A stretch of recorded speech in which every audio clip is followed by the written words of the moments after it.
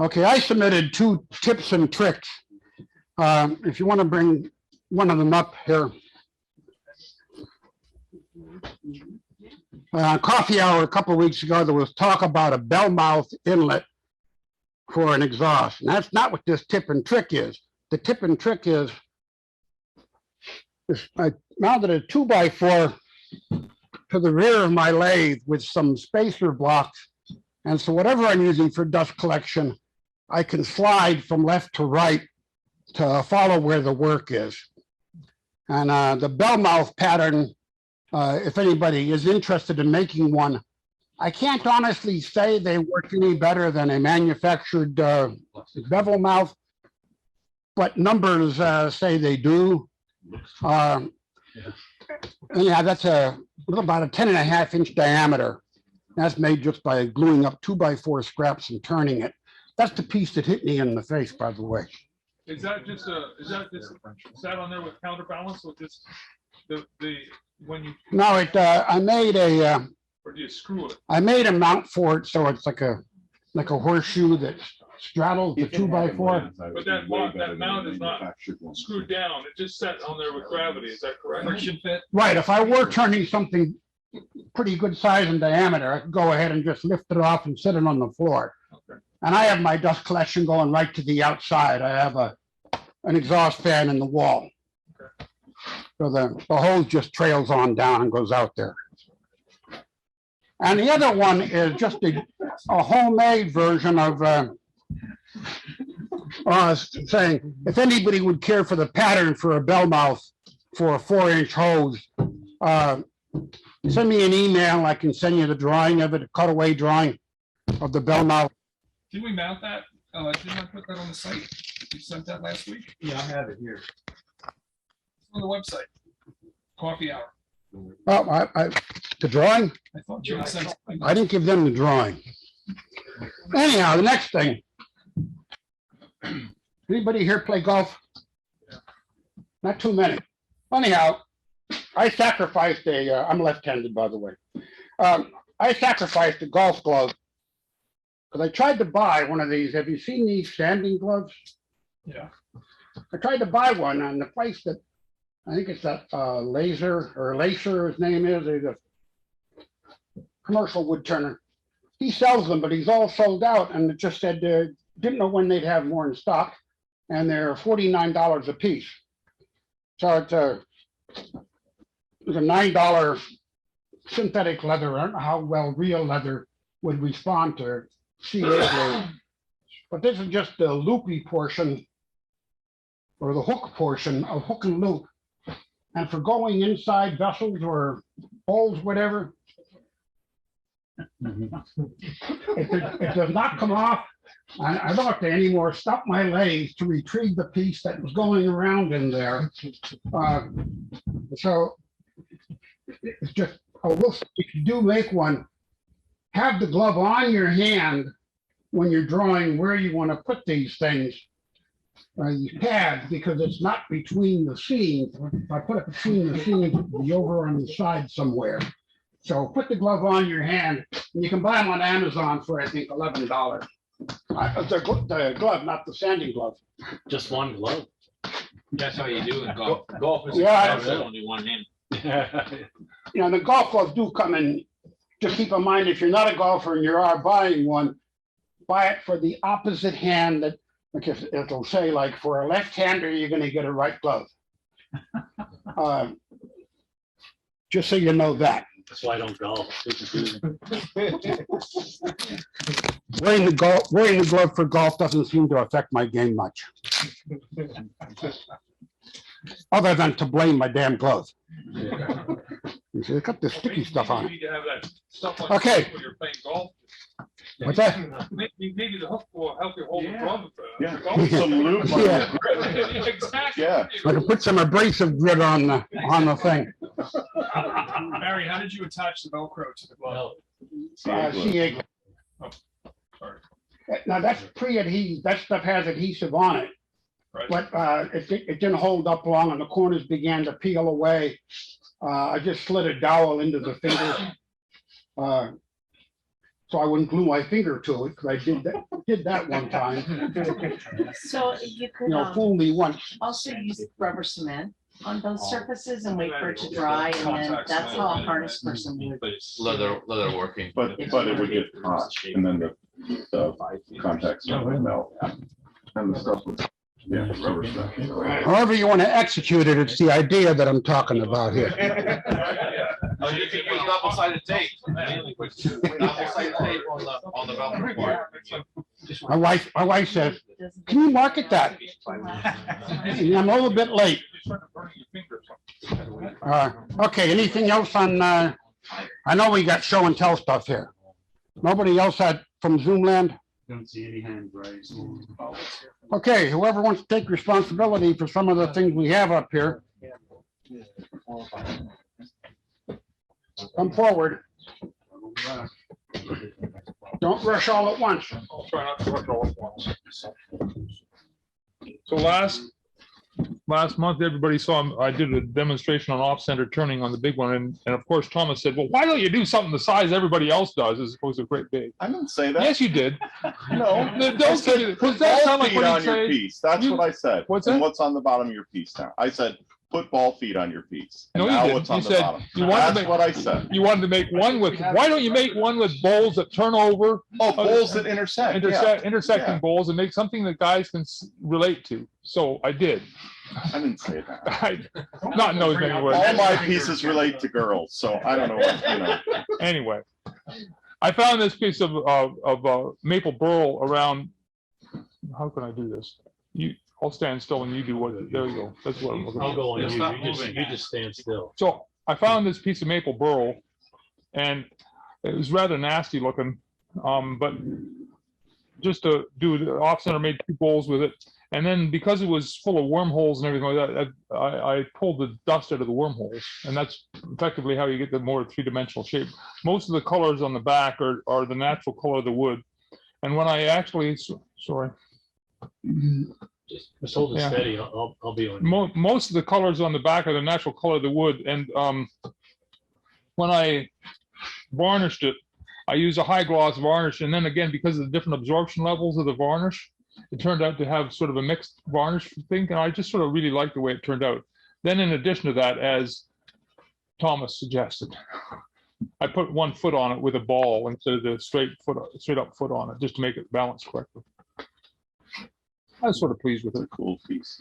Very nice. Holds M&Ms, that's all I care about. Yeah, well, that's pretty much all old candy, rock candies. Then for the, I have a couple pieces here for the club challenge. I was cleaning up my shop and came across the end of a burl, you know, one of those little pieces that's just laying on the floor, and picked it up and said, "Ooh, that's a cool shape." And rather than going into all sorts of different I'll let you colors. turn off the lights, okay? There you go. Okay. Good night, John Boy. You want Anyway. a milk for coffee? Yeah. Well, yes, please. So that was that one. It's just poly epoxy filler with a green pigment. I Can you might have show put us a the bit back? too much. Pardon, back?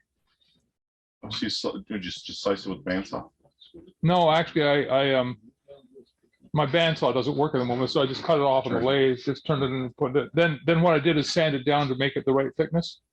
If my bandsaw had been working, I got a few more pieces off it, but you know, it was a piece like that. And then the second piece I made, again, just Just hold it still. the same idea. I'll shine the lights on it. That's nice. How'd you hold that, Doug? Pardon? How did you hold that? when you were In my trying? fingers. What Smoke you wood, do, buddy. Smoke wood. what you do is very, very carefully. What I did is I have a little, you know, the 3-inch disc that you have on your drill. I put that into the head of the lathe. So I put and then quite literally put it, and then put my tool rest so that it's like a 1/16 of an inch or 1/8 of an inch away from the edge of the strange disc, and you put it up against it. And it's actually not too bad to do. The other thing is that when I was doing the final part, I must also admit that I put it against my belt sander on my drum sander, and to get it down to the thickness, literally got a square piece of wood and against the drum sander and put it between the drum sander and the wood so it stayed parallel. But how did you cut the ring? How did you hold it to cut the ring? This thing in here? Yeah. Oh. Very careful. I simply glued it on with, I did hot glue on the back, like I've done before, just a How little. did you hold the piece while you cut the channel? Because I think. That's what I'm saying. I was On a faceplate? I hot glue on a little, I got a little block of wood on a blank and just hot glued it on and then cut the channel. Oh. Okay, so, Consistent. yeah.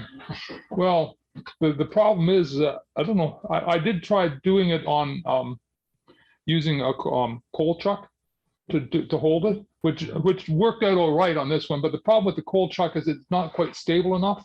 So putting it on a blank and hot gluing it on the back made it a lot more stable for cutting that circle, a lot easier. So that, and you can, get rid of the hot glue, put both sides if you want to. It's a lot easier way of doing it. So Is anyway, that just epoxy? What Yeah. is the filler? Just just epoxy? epoxy.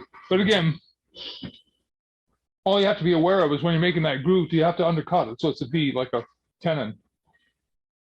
Or is Why it a do you mortise? undercut it? Pardon? Why? You undercut it. That way it doesn't pop out. Adhesion. The V will create more surface to adhere. Yeah, but it's literally that shape, so that when you know, It counts it for can't- shrinkage. So it's like a dovetail shape. yeah, Also epoxy, unless it has fiber in it, will not stick. So No. that's, I didn't know that. I just did it because I That's thought, the new word. regardless. I have the word for you. No, it does. So anyway, It's quite clear. who's next?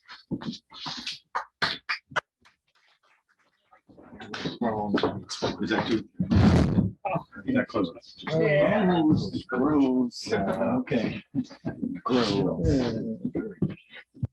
So, actually, I made this for last month's challenge for Celebrate. And then I showed up for the meeting like a week late and wondered why nobody else was here. We showed up a week long early, did so you don't hang feel around? bad. About 20 minutes. Well, maybe not quite that long, but Okay. close to it. So, yeah, it was fun for me to do because when he said about something for Celebrate and about goblets or whatever, and I was like, but disco ball popped into my head, so that's what I made. Kind of a disco ball. So it's the logo of Lancaster County. Yeah. So just manually right now, because I didn't get the parts in yet for it. So it's not quite finished, but so it was fun. So the feature ring, I did make it so it says Celebrate as it rotates. And then little stars, I did 3 different stars with different combinations of wood. Butternut, red heart, purple heart. I don't even remember now. Stuff I had laying around the shop that looked cool when you put them side by side. And then epoxy, cherry, walnut, butternut, cherry, and then base of holly that I found. So of course it lights up. Quarterback's getting really excited. It's not just one type of light. We can change it for moods. So That's a you got it. Different colors. Does it work with Alexa? Almost. I haven't gotten that part in yet. I didn't get that far on the programming. So, just a little bit of fun with LEDs. And learning to program the LEDs was kind of fun too. I'm gonna put a Close Encounters CD in. Yeah, which is not that hard to do because that code is easy to get. I just need the little speaker part and yeah. So We could just But, go everywhere with you and whistle it. I could, but I'm not a very good whistler. So, but yeah, so it was fun. And, you know, playing, first time I played with doing the epoxy, using a router to do stuff with the lettering and things, and made the little box that it's just press fit in. Just learning to play with my tools. So Very Is cool. it different shades of epoxy? it is. And then once I put it together and put the LEDs in, I realized the LEDs were way too bright. So I got really excited for Christmas because I got a carving knife and it came with white foam, packing foam, and it made the perfect buffer. Diffuser, yeah, that would be it. So that the lights didn't just glare out. So, but yeah, so that was fun. Question. More of a comment. If you lower the voltage on it, it'll be dimmer. Yeah, I tried that, but it still gave me a burn. It didn't glow. It gave me just, I mean, it's still a little bright, but Rotated. not yet. Oh, okay. After Alexa. It's, yeah, if I stand here and do this, it rotates. Oh, wow. Well, the person who's singing. But rotate. I don't do that very long, because the wires inside will get twisted up, because I didn't get the little, I Remote. don't know what it's called, but the little Remote. electrical You got a thingy that passes the current around. So, Nice. but, That's great.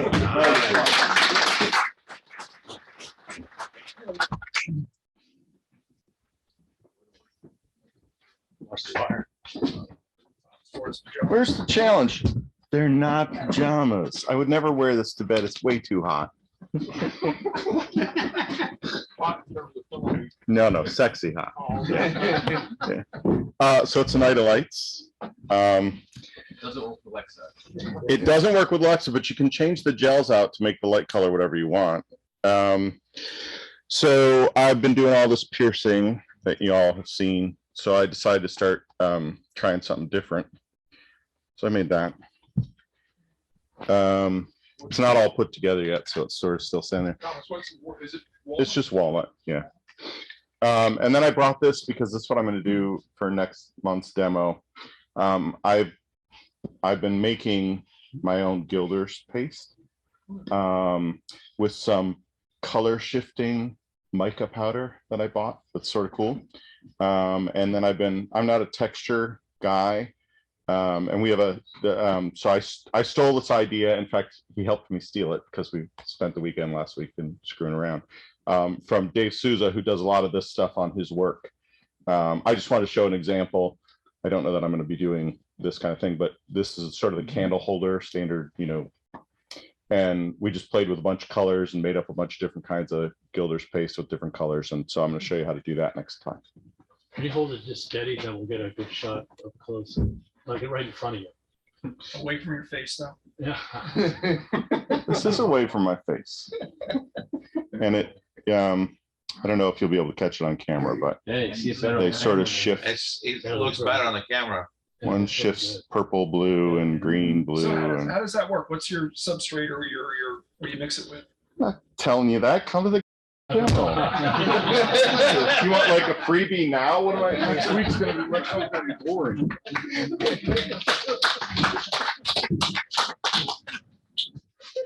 Couple different things here. I helped somebody get some wood and I was told that it was cypress, and so I thought, why not try a cypress bowl? So, but that's that one. Another bowl that came down. I think this is beech. If somebody knows better, why, please let me know. But I brought it down. A friend, we visited some friends up in New Hampshire, and you're probably not supposed to take wood across state lines. But anyway, but that, I was kind of pleased with how that came out. It's not quite done yet. I haven't done the backside. Other than that, I started getting interested in winged bowls, and this one is spalted maple. And so it's just got a little upturned wing on it. This, and Barry tells me he thinks it's sassafras. But again, it's kind of a suspended bowl type of thing. Do you remember what that smelled like when you turned it? I don't, but I've got a piece of it here, and it had, I think it did have a little bit of that smell to it. So, and then after I did that, I thought, well, maybe it needs a lid, and so I turned the lid and I put the lid on it, and I needed a spindle, so I put the spindle on. Now the spindle is cedar, and I showed it to my wife, and she didn't like the color, so I took a black magic marker and And voila. And rubbed it all over. her and face. rubbed it all over. Alan, what did you finish the sassafras with? That is antique oil plus paste wax. Because that's the sassafras natively is not that dark. Okay, I don't know. Raw sassafras. Yeah. Here's the raw piece. It's got a very heavy bark to it, which I found interesting. Sassafras has a heavy bark. Say it again. Sassafras does have a heavy bark on it. Okay, okay. So yeah, I mean, that's how it came out. So, and then finally another winged bowl, and I think this is mahogany. I'm not sure. I think it was a piece I picked up here a couple months back. Somebody knows something better, let me know. But I think it's mahogany. So, Good job.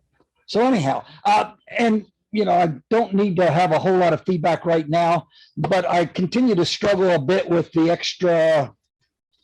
I don't get my tool marks out, and I don't get my sanding marks out, and I don't know if it's because my technique's not right or I'm just too impatient with my sanding. But if you've got some clues afterwards, well, you can let me know. It's in my background already. I think it was Roger who put me onto this. Mentioned a bowling ball carving stand. I have some pictures here to show you. Looks like an angel holding a chuck. It's a bowling ball holding a chuck. That's what it is. And here's my first project on it. I was working on hopefully making a flower out of this turning. Instead, I created a propeller, which is appropriate for where I live. And this bowling ball was really wonderful. And I don't know, I suspect some of you, I don't have the video done, but I'm doing a video of, I used an Arbortech tool to cut out this, if you can see it there, around the edge. And this was just great. I could just rotate it. So Roger, thank you. And it was a fairly straightforward build. That looks great, Jim. Huh? That looks great. I like what you did with the hose clamp. Yeah, the hose clamp worked great. Maybe that was a suggestion I had made, and I happen to have plenty of hose clamps. And so, yeah, it worked. And all you got to do is tighten and loosen the obviously the nut. I had to loop two of them together, but yeah, worked great. So I just thought you'd find that interesting. I recommend it. I managed to get, it's a 10-pound ball. I guess it was a number 10 from a local bowling alley. They said, hey, we got a couple that we're not going to repair. And they gave them to me. I have two of them. The next one's bigger. I don't really want that. So I'm good with this. Thank you, Roger. Hey, Jim, how does the propeller work? It doesn't look like it's quite right for a boat. For a boat? What do you mean for a boat? Oh, the propeller. Well, I renamed it. Somebody looked at it and said, well, you just created a propeller. I'm working on a mock-ups, prototypes for making a flowered curve, and I'm going to have to curve them so they droop both down. But this one I'm going to call a propeller for now. I don't have it finished yet because, well, I'm installing a kitchen in our cottage right now for the next couple of weeks, so I'll get to it eventually. Thank you. Thanks.